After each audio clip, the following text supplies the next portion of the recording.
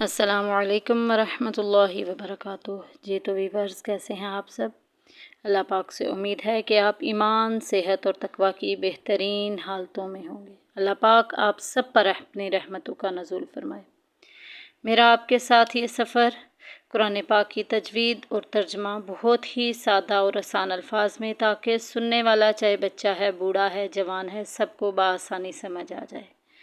तो मैं इंशाअल्लाह ताला बहुत ही आसान अंदाज में आपको बताऊंगी कि तजवीद कैसे सीखी जाती है और कुरान पाक को तजवीद के साथ कैसे पढ़ा जाता है। हम अपने सबक का आगाज़ करते हैं। अल्लाह तबारक व तआला से पहले दुआ मांगते हैं कि अल्लाहुम्मा रब्बि इश्रह ली सदरी व यस्सिर ली अमरी वहलुल उक़दतम मिन लिसानी यफ़क़हू क़ौली। कि ऐ रब्बे ज़ुल जलाल हमारे सीनों को खोल दे और हमारी ज़बानों पर इसे आसानी से जारी फरमा। अऊज़ु बिल्लाहि मिनश शैतानिर रजीम। बिस्मिल्लाहिर रहमानिर रहीम। सूरत फातिहा की आयत नंबर 4 देखते हैं। इय्याका यहाँ पे देखें कि अलिफ साकिन पीछे ज़बर आ गई है, अलिफ मद्दा हो रहा है, इसको एक अलिफ के बराबर लंबा करेंगे। इय्याका नअबुदु हलक के दरमियान से अदा करेंगे। इय्याका नअबुदु व इय्याका नस्तईन। अलिफ मद्दा हो रहा है, या अलिफ साकिन पीछे ज़बर आ गई है, और नस्तईन में आइन को हलक के दरमियान से अदा करना है, या साकिन पीछे ज़ेर आ गई है। इय्याका नअबुदु व इय्याका नस्तईन। इहदी इह नहीं करना, इहदी इहदिनस सिरातल मुस्तकीम। सिरातल लज़ीना अनअमता अलैहिम, आने नहीं करना, वो गलत हो जाएगा, कलकला पैदा होगा। हमने इधर करना है अनअमता अलैहिम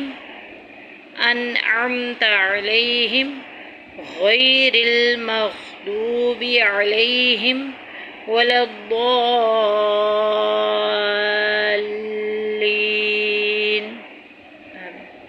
यहाँ पे जगह जगह आपने सांस नहीं तोड़ने। गैरिल मग़दूबि अलैहिम वलद्दाल्लीन।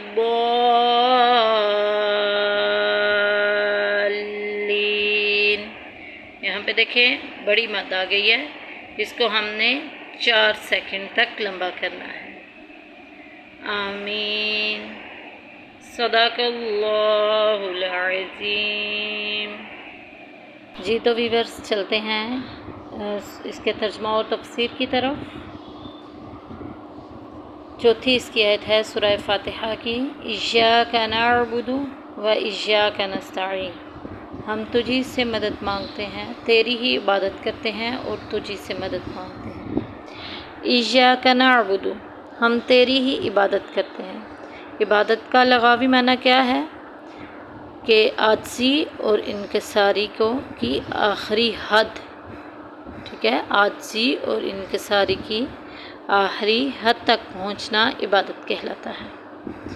अब सवाल ये पैदा होता है कि वही अरकान जो नमाज में अदा किए जाते हैं, मसलन दो जानू बैठना, जैसे हम अत्तहियात बैठती हैं, या क़याम में जब हम हाथ बांध के खड़े होते हैं, सीधा खड़े होते हैं तो हाथ बांधते हैं, तो आया क्या जब ये नमाज के अलावा बांधे जाएं तो इबादत होगी?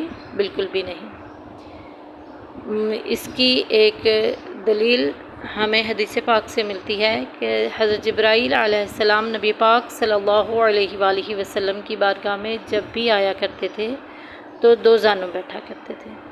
ताज़ीम, इबादत और चीज़ें हैं, अलग अलग चीज़ें हैं।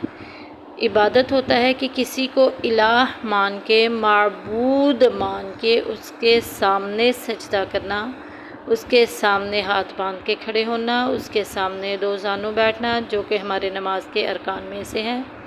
अगर हम उसको माबूद मानते हैं, खुदा मानते हैं, इलाह मानते हैं, तो हम इबादत करेंगे। और अगर ताज़ीमन हम अपने वालिदैन के सामने थोड़ा झुक जाते हैं, या फिर ان کے آگے ہاتھ باندھ کے کھڑے ہوتے ہیں یا دو زانو بیٹھتے ہیں تو وہ عبادت نہیں ہوگی بلکہ وہ تعظیم ہوگی، جیسا کہ حضرت جبرائیل امین بیٹھا کرتے تھے نبی پاک صلی اللہ علیہ وآلہ وسلم کے آگے، تو اس طرح ہم بھی اپنے والدین کے آگے دو زانو بیٹھ سکتے ہیں، اپنے اساتذہ کرام کے سامنے بیٹھ سکتے ہیں، کیونکہ باادب بانصیب، بے ادب بے نصیب ہوتا ہے۔ وَإِيَّاكَ نَسْتَعِينُ، اور ہم تجھی سے مدد چاہتے ہیں۔ اللہ تبارک و تعالیٰ ہی کی ذات ایسی ہے جو ہمارے لیے وسیلے بناتی ہے، جو ہماری مدد کرتی ہے۔ اللہ تبارک و تعالیٰ قرآن مجید میں کیا ارشاد فرما رہا ہے، وَابْتَغُوا إِلَيْهِ الْوَسِيلَةَ، اور اس کی طرف وسیلے تلاش کرو۔ اب وہ وسیلے کون سے تلاش کرنے ہیں؟ ہم نے اچھے والے وسیلے تلاش کرنے ہیں، ہم نے وہ والے وسیلے نہیں ماننے جیسا کہ کفار بتوں کے لیے وسیلے مانتے تھے، بتوں کو وسیلہ مانتے تھے، ان کو خدا مانتے تھے، الہ مان کے پھر ان کے سامنے گڑ گڑاتے تھے، ان سے دعائیں مانگتے تھے۔ ہمیں معلوم ہے کہ ہم دنیا میں جس سے بھی یعنی کہ مدد مانگیں گے وہ در حقیقت اللہ کی مدد ہوتی ہے۔ اللہ پاک پھر وسیلے بناتا جاتا ہے، جیسے کوئی بھی کام کرنے والا اپنے مالک کے آگے جو ہے وہ کام کرتا ہے، اس سے پھر وہ تنخواہ لیتا ہے، پیسہ لیتا ہے، اس کی روزی روٹی کا وسیلہ اللہ تبارک و تعالیٰ نے یہ بنایا ہوا۔ اب ظاہری اگر اسباب دیکھے جائیں تو دیتا تو اسے مالک ہے، تو وہ مالک نعوذ باللہ من ذالک وہ خدا تو نہیں ہوگا نا، خدا تو وہ رب ذوالجلال ہی ہے جس نے یہ وسیلے بنائے ہیں۔ لہٰذا اس سے کیا معلوم ہوا کہ ظاہری اسباب، ظاہری وسیلے ماننا جائز ہے۔ اہدنا الصراط المستقیم، ہمیں سیدھے راستے پر چلا۔ اہدنا کا مطلب ہدایت دینا، ہدایت کا مطلب راستہ دکھانا، راستے پر چلانا، منزل تک پہنچانا، درجات کو بلند کرنا وغیرہ، اور یہاں پر منزل تک پہنچانا یا ہدایت پر چلانا، راستے پر چلانا، یہ معنی مراد لیے گئے ہیں۔ اب کن لوگوں کے راستے پر چلانا ہے؟ مستقیم جو سیدھا راستہ ہو۔ اگلی ہی آیت میں اللہ تبارک و تعالیٰ سے دعا مانگتے ہیں، صراط الذین انعمت علیہم، راستہ ان لوگوں کا جن پر تو نے انعام کیا، جو تیرے انعام یافتہ بندے ہیں، جو تیرے پرہیزگار بندے ہیں۔ سورۃ نساء کی آیت نمبر 49 میں ہیں، جن کے بارے میں ارشاد اللہ تبارک و تعالیٰ نے انعام کیا، انعم اللہ علیہم من النبیین والصدیقین والشہداء والصالحین، کہ اللہ کے نیک بندے جن پر اللہ نے انعام کیا وہ صدیقین ہیں، شہداء ہیں، صالحین ہیں۔ ان بندوں کے راستے پر چلانا، اپنی زندگیوں کو اگر ہم نے اچھی طرف لے کے جانا ہے، کامیاب بنانا ہے، تو ہمیں ان تمام لوگوں کے نقش قدم پر چلنا ہوگا، ان تمام کی پیروی کرنی ہوگی، تبھی ہم سیدھی راہ کی طرف چل سکتے ہیں، اور نہ کہ ان لوگوں کا راستہ غیر المغضوب علیہم ولا الضالین، نہ کہ ان کا جن پر تیرا غضب ہوا، اور نہ ہی گمراہوں کا، جو کہ یہودی ہو گئے، جو نصرانی ہو گئے، جو عیسائی ہو گئے، جو بتوں کے پجاری ہو گئے۔ اے مولا کریم ہمیں ان تمام کے نقش قدم پر نہ چلانا، اے مولا کریم ہمیں نبی پاک صلی اللہ علیہ وآلہ وسلم کے نقش قدم پر چلانا۔ تو سسٹرز، ویورز، دیکھیں کہ ہم رب سے دعا مانگتے ہیں، ہر نماز کے بعد دعا مانگتے ہیں کہ ہمیں اچھے اور نیک لوگوں کے راستے پر چلانا، لیکن جب ہم اپنی زندگی کی طرف غور کرتے ہیں تو ہماری زندگیاں کن لوگوں کے نقش قدم پر چل رہی ہیں؟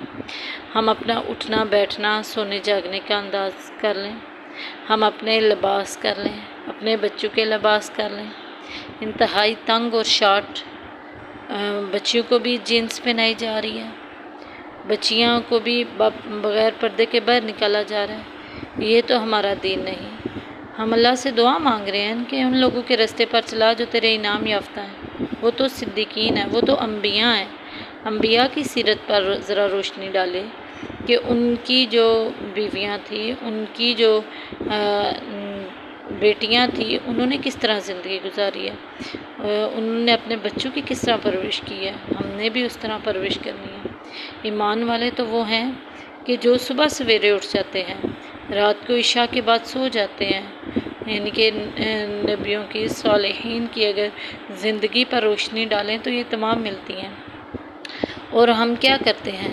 ہم نے ساری ساری رات جاگنے کا معمول بنا لیا، صبح دیر تک سونے کا معمول بنا لیا، فجر کی نماز ہماری نیندوں میں گم ہو جاتی ہے۔ تو فجر ٹائم تو رزق تقسیم ہوتا ہے۔ اللہ تبارک و تعالیٰ ایک فرشتے کو حکم دیتا ہے کہ جاؤ زمین کی طرف جاؤ اور جو جاگے ہوئے ہیں، جو میرے سے مانگ رہے ہیں، ان سب کو عطا کر دو۔ یہ حدیث کا مفہوم میں بیان کر رہی ہوں۔ اور اس وقت پھر جو سوئے رہتے ہیں وہ محروم ہو جاتے ہیں، وہ برکت سے محروم ہو جاتے ہیں۔ صبح کا وقت بہت ہی برکتوں والا وقت ہوتا ہے۔ اللہ تبارک و تعالیٰ سے دعا ہے کہ ہمیں حق بات کہنے، سیکھنے اور سننے کی توفیق عطا فرمائے۔ اے مولا کریم، ہمیں بھی انعم اللہ علیہم من النبیین والصدیقین والشہداء والصالحین، ان تمام کے راستے پر چلا۔ آمین یا رب العالمین۔ دعاؤں میں یاد رکھیے گا۔ آپ کی